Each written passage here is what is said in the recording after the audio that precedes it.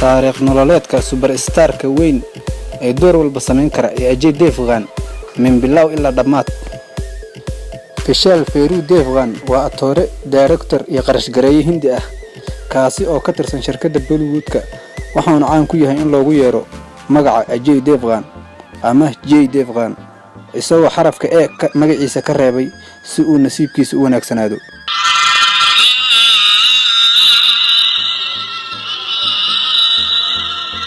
Devgan wuxuu ka mid yahay actor-yaasha ugu caansan Bollywood-ka sidoo kalena 25 sano ugu dambeysay si joogto ah fanka kaga dhex muuqday. 2 Abriil 1969 ayuu Ajay ku dhashay magaalada New Delhi. Xidigan waa reer Punjabi maadaama aabihiis Feroo iyo hooyadiis Fana ay Punjab ka soo jeedaan.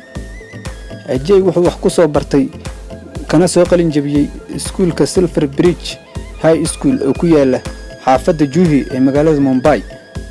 Ajay wuxuu jilayaasha kale kaga duwan yahay inuu door walba sameey karo, taasina wuxuu ku muteystay inuu abaalmarino qaali ah ku guuleysto oo ay ka mid yihiin 2 jeer uu ku guuleystay National Film Award ee dawladda India bixiso. laga soo bilaabo sanadkii 1991 markii uu ku soo caan baxay filimkii Fall Our Country ilaa haatan Ajay Devgan shaqo uusan qaban ma jirto. filim walba uu keena xidigan ammaan xad dhaaf ah ayuu ku helaa, wuxuuna leeyahay xirfad dabiici ah oo xidigaha kala dheer yahay. Superstar-kan dadaalka badan waxa aabbo u ah Feroo Devgan oo ah rugcadaa Bollywood-ka in badan ka tirsanaa sidoo kalena sameyn jiray actionmada ficilada halista ah ee filimada lagu soo bandhigo. Ajay Devgan waxa uu dhaxdo atriishada caanka ah ee lagu magacaabo Kajal iyadoo u hayso wiil iyo gabar waxayna nolosha wadaageen sanadkii 1999 ilaa haatanna waa qoys farxad ku wada nool. Devgan isagoo aad u dhalin yar ayuu ka helay ku biiritaanka shirkadda Bollywood-ka waxaana riyadiisu u rumowday sanadkii 1985 asagoo wax ka jilay filimkii Pyar Behna waxaana filimkan wada jileen Mithun Chakraborty, Badwani Kalharani iyo Fidna Mehra iyo Shakti Kapoor.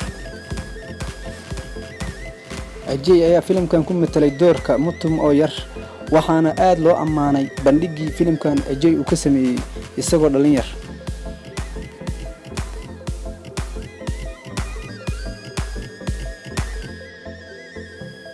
soo shaac bixidii Ajay Devgan iyo nasiibkiisii wacnaa 1991 ilaa 97. Ajay Devgan ayaa hal mar magaciisa cirka galay waxaana ugu wacnaa filimkii koobaad uu hogaamiye ka ahaa ee Fall Our Country oo super hit noqday. Devgan wuxuu box office-ka ku garaacay Anil Kapoor iyo Sahra Devi oo wateen filimkii Lamhe waxaana iska lahaa filimkaas Yash Chopra. Superstar-kan filimkiisa xigay isaguna guul weyn ayuu gaaray waana Jikar 1992 kaasi oo noqday hit weyn waxaana la jishay Karishma Kapoor. waliba Ajay sida uu action-ka ugu wacan yahay uu filimkan ku soo bandhigay. Ajay Devgan iyo Kajal waxay isbarteen sanadkii 1994 ayagoo wada duubaya filimkii Huljul. muddo 5 sano ah markay saaxiibo ahaayeen ay isguursadeen waxaana lamaanahan ka mid yihiin lamaanaha ugu awoodda badan Bollywood-ka. Ajay Devgan waa actor-ihii ugu horeeyay ee Bollywood ka tirsan kaasi oo iibsado diyaarad nooca raaxada ah oo qaadi karta 6 qofood. wuxuuna xidigan diyaaradiisa u adeegsadaa safarada gaagaaban marka uu filimada duubayo iyo marka uu xayeysiinta u sameynayo filimadiisa uu gobolada Hindiya u kala safrayo ama xitaa marka ay qoyskiisa dalxiis u baahdaan.